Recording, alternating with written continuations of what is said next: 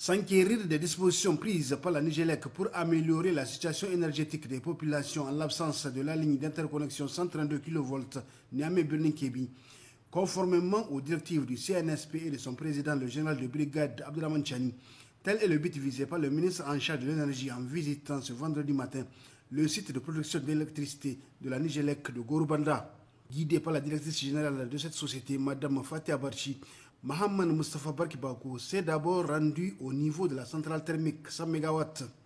À ce niveau, un des 4 premiers groupes de 20 MW chacun installés en 2017 est en panne et l'installation du 5e de 20 MW aussi, qui est au stade de finition, a été interrompue en raison de l'évacuation des techniciens expatriés chargés d'exécuter la tâche après les événements du 26 juillet dernier. Pour ce qui est du groupe électrogène en panne, l'expertise commandée est attendue d'un pays ouest-africain la semaine prochaine pour remettre l'engin en état de marche. Quant au nouveau groupe dont l'installation peut être achevée en 4 semaines, le ministre a donné des instructions à la directrice générale de la Nigélec pour prendre les dispositions qui s'imposent pour qu'il soit fonctionnel.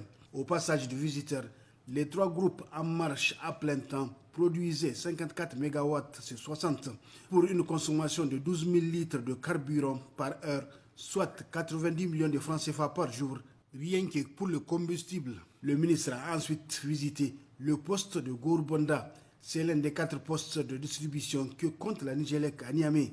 Ici, tout se passe normalement. Dernière étape de cette visite du ministre en charge de l'énergie, la centrale solaire 30 MW, inaugurée, mais non encore fonctionnelle. Construite en 2 années seulement par le groupement d'entreprises Sagemcom et Akuo sous la supervision de la Nigélec.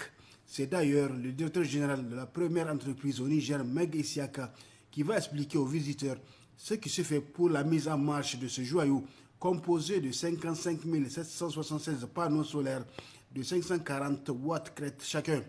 À ce niveau, ce sont les 5 postes de transformation de 6 MW chacun indispensables à la mise en service de cette centrale qui ne sont pas encore installés en raison du départ des techniciens expatriés suite aux événements du 26 juillet. Qu'à cela ne tienne, suite aux instructions des autorités, Sagemcom sous la houlette de Meg Isiaka est à pied d'œuvre pour que les 30 MW soient injectés dans le réseau de la Nigélec le plus tôt possible. D'ores et déjà, 6 MW seront disponibles dès la semaine prochaine avec l'achèvement des travaux d'installation de l'un des postes de transformation. Il reste à effectuer le test par des experts qui sont attendus très prochainement. À l'issue de sa visite, le ministre en charge de l'énergie n'a pas caché sa satisfaction. Globalement, j'ai été très satisfait de cette visite-là parce que d'abord, j'ai trouvé un personnel très enthousiaste qui était déterminé à faire son travail. J'ai trouvé un personnel jeune, ça c'est très rassurant, très jeune d'ailleurs. À 3 exceptions près, c'est tous des Nigériens. Et j'ai encouragé donc les responsables de Nigélec à aller dans ce sens. Globalement, sur Niamey, on était à 112 MW de fourniture sur un besoin moyen de 170. Donc c'est pour ça que les gens ressentent plus ou moins le délestage un peu moins sévèrement.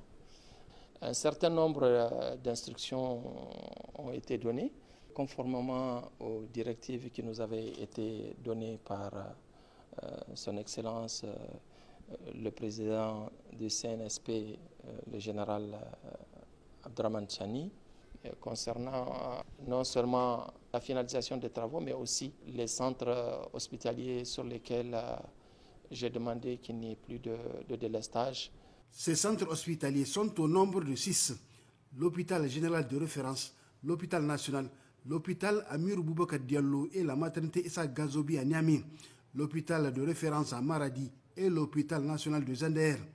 Il faut noter que le plan d'amélioration de la desserte en énergie électrique des nouvelles autorités concerne toutes les régions du Niger où le ministre en charge de la question se rendra pour faire le constat également.